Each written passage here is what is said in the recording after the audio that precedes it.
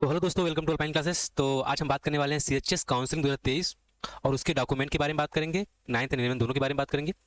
तो डॉक्यूमेंट में क्या क्या चाहिए और सीएचएस का काउंसलिंग कब है, सारी बातें हम करेंगे इसमें। चलिए शुरू करते हैं। सबसे पहले हम बात करेंगे कि इसका डेट कब है क्लास 9 का। CHS counselling 2023 documents 9th and 11th, क्या क्या डॉक्यूमेंट जरूरी है। ठीक, तो सबसे पहले सीएचएस काउंसलिंग डेट 9th का वो 22/6/2023 को है। अब कब से है इसका डेट? 10 AM से लेकर 12 PM तक। और कहाँ पर है ये आपका?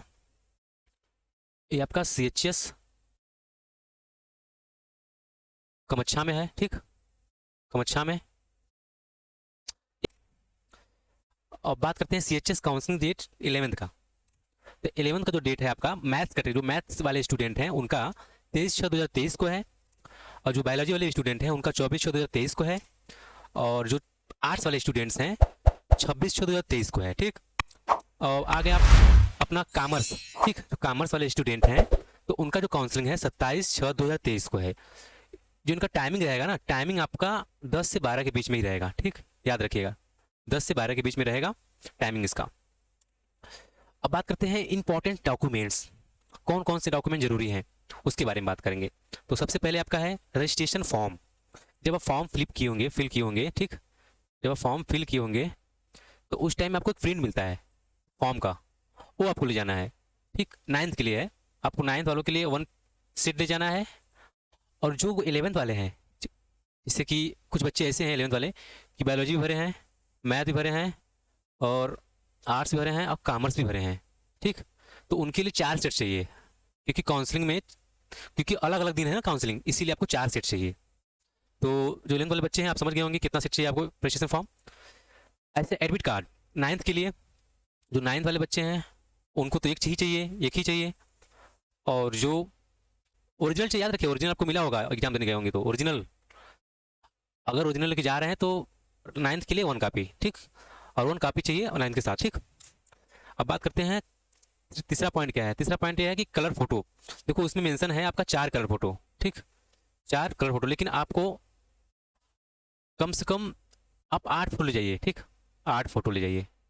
ठीक, कब क्या काम पड़ जाए कुछ पता नहीं है। ठीक, तो आपको 8 फोटो ले जाना है। ठीक, चौथा क्या है आपका, एस्टिमेटेड फीस, ये 9th के लिए है। 9th के लिए 5,000। इसके बारे में हम अच्छे से बात करेंगे आगे। ठीक, पांचवा पॉइंट क्या है, देखो पांचवा पॉइंट है क्लास 8, जो जो 9th के बच्चे हैं, जो 9th के बच्चे हैं उनको क्लास 8 का मार्कशीट लेके जाना है और उसका कॉपी। ठीक, और क्लास जो 11th के बच्चे हैं उनको 10th का मार्कशीट ले जाना है और वो भी कॉपी, इसका कॉपी लेके जाना है। ठीक, तो पांचवा पॉइंट तो हो गया। अब आता है छठवां पॉइंट। अब ये देखिए बहुत जरूरी है, ये उनके लिए जरूरी है जो ओबीसी से हैं, एसटी से हैं, एससी से हैं, ईडब्ल्यूएस से जिनका, तो ये सर्टिफिकेट चाहिए, कास्ट सर्टिफिकेट चाहिए इनको, इनका। और कहाँ का कास्ट सर्टिफिकेट चाहिए? Central government. अगर आप लोग का नहीं बना है सर्टिफिकेट सेंट्रल गवर्नमेंट का तो आप लोग बनवा लीजिए, काफ़ी टाइम है अभी।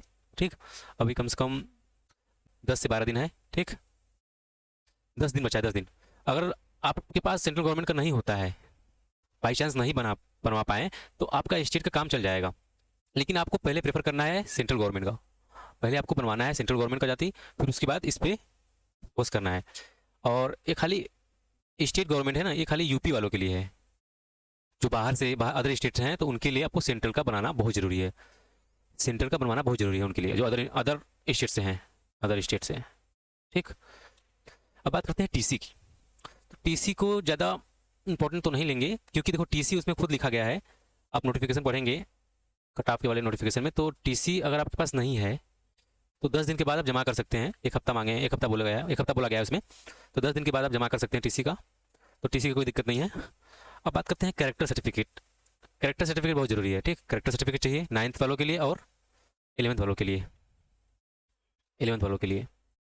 अब आगे बात करते हैं आधार कार्ड। आधार कार्ड वेरी इंपॉर्टेंट। आधार कार्ड का फोटो कापी और आधार कार्ड आपको लेके जाना पड़ेगा। अब बात करते हैं जो दिव्यांग हैं, जो पीसी कैटेगरी वाले बच्चे हैं, उनके लिए क्या है, प्रमाण पत्र। सबसे पहले उनको 40% जो कि उससे अधिक का उल्लेख होना चाहिए उनके प्रमाण पत्र में। ठीक, और इनका जब वेरिफिकेशन होगा तो सबसे पहले इनका गठित मेडिकल बोर्ड के समझ में सत्यापन होगा, वेरिफिकेशन होगा, उसके बाद इनको एडमिशन दिया जाएगा अगर होगा तो। ठीक, बात करते हैं बीएचयू एम्प्लॉय अवार्ड के बारे में। बीएचयू एम्प्लॉय के लड़के हैं तो उनके लिए क्या है, ईआरपी द्वारा निर्गत कर्मचारी प्रमाण पत्र जो कि विभाग अध्यक्ष और द्वारा बनाया जाता है, तो उनके लिए जरूरी होता है, ये होना चाहिए। अब बात करते हैं एस्टिमेटेड अनुमानित फीस। देखो नाइन्थ के लिए जो नाइन्थ वाले बच्चे हैं, जो नाइन्थ वाले बच्चे हैं उनको तो 5,000 रुपया लेके ही जाना पड़ेगा। ठीक, 5,000 आपके पास होना चाहिए उस टाइम। अगर उस नोटिस में ये भी लिखा गया है 5,000, अगर आपका पैसा नहीं होता है, अगर पैसा आपके पास नहीं होता है अगर, तो आपका एडमिशन कैंसिल कर दिया जाएगा। ठीक, एडमिशन कैंसिल कर दिया जाएगा। ठीक, तो आपको ये ध्यान में रख के जाना है कि आपके पास 5,000 रुपया होना चाहिए एडमिशन के समय, काउंसलिंग के समय। ठीक, ओनली फॉर 11th। ये देखिए 11th के लिए है, पहले बात तो 5,000 तो पास होना ही चाहिए।